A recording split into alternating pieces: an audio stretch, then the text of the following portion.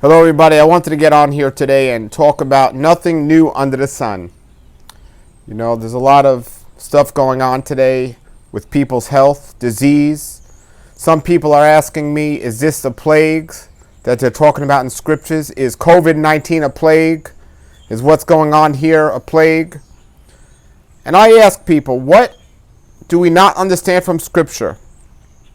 It clearly says in the Bible, clearly, in Exodus 15:26, if you diligently follow my statutes and commands, I will not put the same disease upon you that I'm putting upon the Egyptians. You see, believers are supposed to be set apart, right? That's what holy means, set apart. Set apart means different. But when you look at certain topics and you see the same things happening to the world that's happening to the church and the church to the world, there's no set apartness.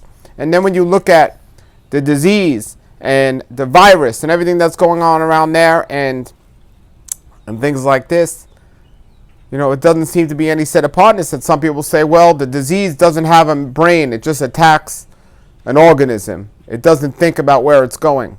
No, it's not. But the creator of all things, our creator, sees everything and knows everything and has an intelligence and a design. And he's given us the instructions where he says, if you do this, you will not get this. And if you do that, you will get that. Blessings and curses.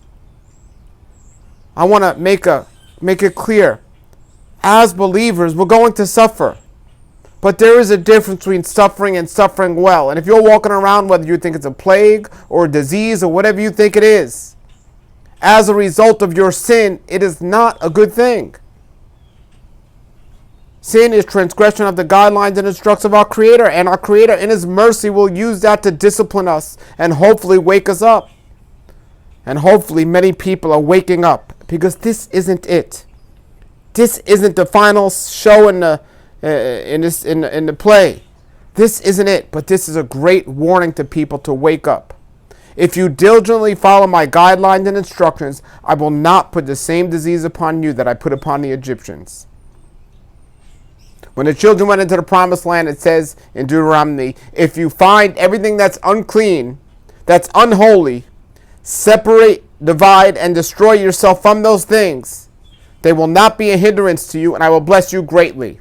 But if you do not listen to me, but instead mingle the seed, and you start doing the things those people are doing, hanging out with those people, intermarrying with those people, idolizing the same things those people idolize, bowing down to other gods, you will not only get the same diseases those people have, you will get new diseases you haven't even heard of yet. I believe this virus is a great warning sign. A great warning sign and a wake-up call. The watchman is on the wall, folks. The shofar is blasting to warn us that something is wrong in what we're doing and the way we're acting. And no one is immune to sin. No one is going to commit sin and not suffer consequences. That's not my opinion. That's the holy word of our Creator. Blessings and curses. Praise be to Yahweh that we're saved by the blood of Yeshua, our wonderful Messiah. But that doesn't excuse us from the curses that come along with disobedience. We have to understand His great mercy and grace isn't an excuse to keep living in sin. It's time to have that wake-up call to overcome it. And through His power, we can overcome it. But it's our decision and our choice. I've been saying for a long time now, there's something on the horizon. There's something on the horizon. And it's not this virus, but the vaccine and the way people are being controlled and what people are being told are all adding up to something really big. You see, when you watch the news more than you read your Bible, when you talk to the average person on the street more than you talk to your Creator, you're mingling the seed, you're trusting their ways, you're doing things of their land, and you're ignoring the instructions and guidelines of our Creator, and there is consequences for that. The great consequence today is not the disease that people are suffering from a physical ailment. The great consequence is departing from understanding the relationship we ought to have with our Creator and running to man's ways and man things and man's pharmakia. The answer isn't taking some vaccine. The answer is to get in prayer. The answer is to shut off your TV news. The answer is to stop talking to the world. And the answer is to go in prayer to our Creator and stop being obedient to His ways. I've been saying this for a long time. Those that have the ears to hear will hear. Those that have eyes to see will see. Our Creator showed me a long time ago that there's something coming that's going to be far worse than what we're dealing with now. This is when people say, Paul, do you think this is the end times? Do you think this is it? I say, nope, because there's still something on the horizon. There's a lot more on the horizon, but there's something specifically I want to talk about today. This virus, this vaccine, is continuing to build upon putting safety in people's trust, the doctor's trust in all of this. You see, it started with the flu, the common cold, whatever you want to call it. So many people got that flu shot, that flu vaccine. They were brainwashed into thinking they can escape the consequences of living in an unclean environment by taking a shot by the pharmacia. That's the problem. The false sense of security by pharmacia versus our Creator's clean, holy, set-apart environment. You see, our Creator calls things clean and unclean. That's what He says. Something is holy or unholy, clean or unclean. And He warned us over and over again in the Scriptures, if we team up with the things that are unholy, if we team up with the abominations, if we become part of those things, we will have the same consequences those things are part of. The average cold convinced man that they can take some vaccine, some flu medicine or something else, and they could still be in that toxic environment and no longer suffer from those germs, from those viruses, from those diseases. And it's convinced man that there's a better way, better than our Creator's way. And this vaccine got more people sick, and people still got sick, but people still went to take the vaccine over and over again and rely on it. That was just with the average flu. And then they tried to up the ante. Now it says, well, let's get more of their confidence in us. So they create this thing, this virus, whether it was created by a laboratory or a man or whoever, Yahweh allowed it to happen. The testing of the people. Yahweh allowed it to happen for whatever reason He has. And now man has a choice to run back to our Creator, to be obedient to His holy word, to get right with His word. And not standing up and saying, how can this happen to somebody, me, somebody so holy, instead of questioning, what did I do wrong to deserve this? What is this a consequence? What sin is this a consequence of? I didn't say it. My Creator shows it in His holy word. Putting confidence and trust in man and man's ways. Sounding and teaching and acting like worldly people. Our Creator says, come to me and I will heal you. Come to me and I will protect you. I will be your rock. I will be a strong foundation. People are weak-minded. They're indecisive. They don't know what to do. And they run to man's ways. They'll wait online all day long to go take a vaccination or something like this. Meanwhile, they complain that they don't have time to go to an assembly to listen to the word because it takes too much time. But they'll wait online. Some lines are longer than movie lines, and people will wait outside the drugstore so they can get their vaccine, so they can continue living their unclean, unholy lives. We need to understand this. We need to get this right, because something bigger is coming. I've been saying for a long time, something's right around the corner. And this is all, how many people will be brainwashed? How many people are going to do these things? How bad can we make these vaccines? And how many people are still going to take it out of fear of man and fear of man's ways and man's things? Our Creator is in control of all things, everybody. He's in control of everything. He allows things to happen. He's the author of life. He giveth and He take away, it says in Scripture. But we need to get right with His words. Here's the great measure that we have to know where we're putting our confidence in and where we're putting our trust in these days. The Scriptures say, don't let anything steal your joy. The joy of our Creator that He brings you. I'm sure if you won the lotto this morning, you'd be walking around in a lot of happiness. Well, we want something greater than a lotto in Yeshua, our wonderful Messiah. So why aren't we walking around in happiness all the time? What do we have to worry about when we have the blood of Yeshua covering us? Yes, we need to discern, we need to be aware, and we need to make the right choice in life. We need to repent and be thankful for his great mercy. But the joy and peace and shalom we should have. Do you have that? Do you have that?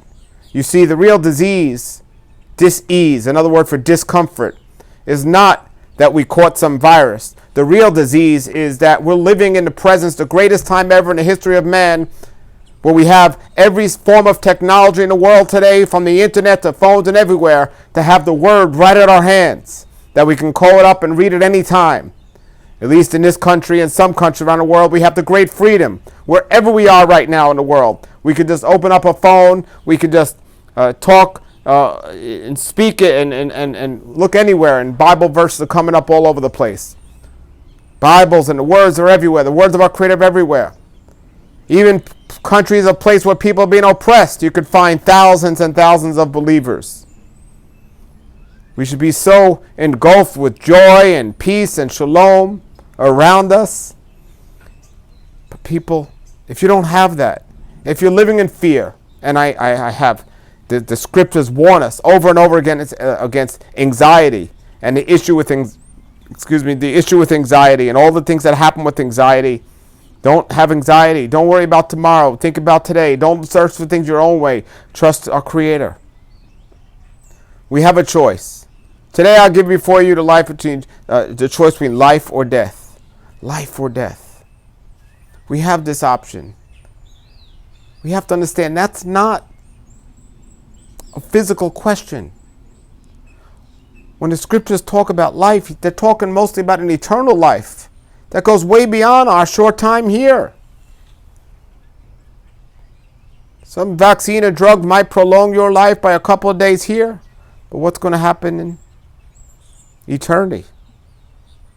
You know, are you securing that as well as you think you're securing your bank account, and as well as you think you're securing your time here and everything else? The key comes down to being diligent in our Creator's word, and understanding what he says and being obedient to it, and being in prayer. That's what we have to do. As I said, you're going to suffer. We're all going to suffer. But it's a big difference between suffering and suffering well. Big difference. And we just have to know, where our peace and shalom should come from. And that's what we need to work on, and when we don't fear man is not in control of us. When we put our Creator in control, and he says, know the plans I have for you there for good and not disaster, to give you a future and give you a hope. With joy and anticipation, we say, well, I'm looking out for that future and hope that he's promised me. That future and hope is part of that future and hope. So hallelujah. So we need to spend more time in the Word. We need to spend more time in prayer. But just the discernment. If you're not walking around in shalom and peace, something's not right. And it's not, I'm your brother trying to help you and to say, I'm where you're at. I don't have as much peace and shalom as I should. I'm working on this, and it's a daily work. It's a daily thing. Things happen. Things are going to happen that aren't always joyful in our lives. But looking at the big picture, the greater picture, we need to train ourselves to keep running the race, right? To keep running the race. And not succumb to listening to the TV and the fear of man and all these things. So, just use this as a discernment. Use this as discernment. I will not put these diseases upon you that I put upon the Egyptians.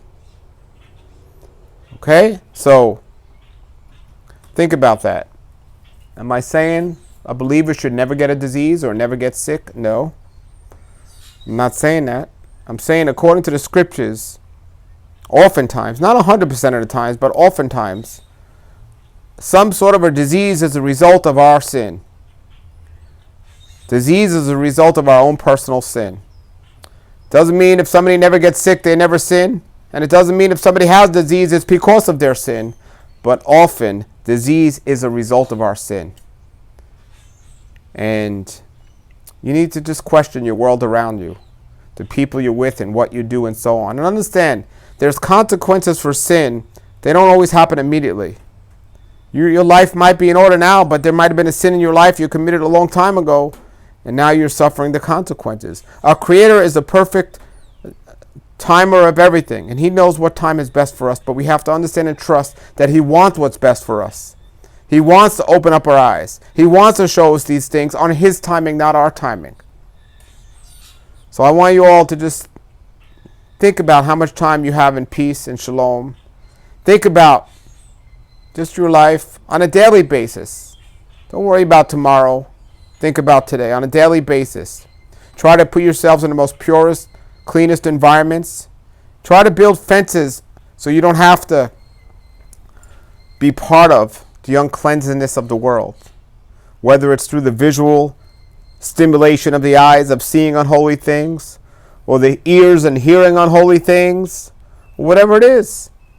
You know, I find it interesting that there's so many people out there that love to partake in the wicked abomination of unclean foods, and they say, oh, they love the way it tastes, they love the way it tastes, and they're enticed by the wicked smells of this world and all this stuff.